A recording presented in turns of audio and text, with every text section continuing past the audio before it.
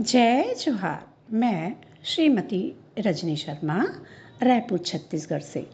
बच्चों, क्या आप राष्ट्रीय वन नीति और वन अधिकार अधिनियम सन 2006 के बारे में जानते हैं क्या? चलिए आइए आज इसको जानते हैं। पिछले 150 वर्षों से आदिवासी विभिन्न तरीकों से संघर्ष करके जंगल पर अपने अधिकारों के लिए लड़ते आ रहे हैं। इन संघर्षों के फलस्वरूप 1988 में केंद्र सरकार ने राष्ट्रीय वन नीति की घोषणा की। इस नीति में माना गया कि वनों के संरक्षण और विकास में आदिवासियों और ग्राम समुदायों की अधिक भूमिका होगी। आप समझ रहे हैं ना? आदिवासियों और ग्राम समुदायों की बहुत अहम भूमिका रहेगी।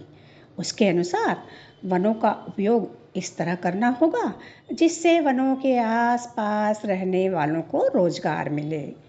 इस नीति में यह भी स्वीकार किया गया है कि आदिवासी और अन्य वनाश्रित समुदायों को अपनी ज़रूरतों के लिए वनों का उपयोग करने का अधिकार है। ध्यान से सुनिएगा।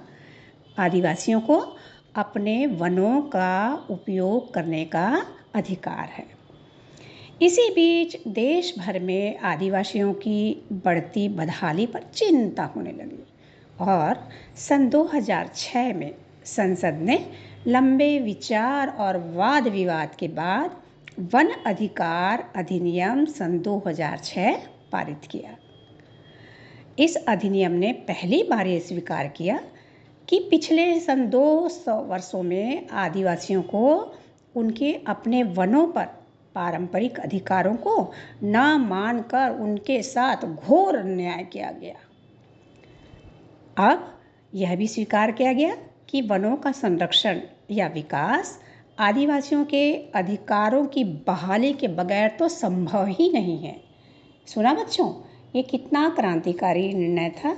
तो अब आप जान गए होंगे 1988 में राष्ट्रीय वन नीति और वन अधिकार अधिनियम सन 2006 में हमारी भारत सरकार ने पारित कर दिया है। जय जोहार।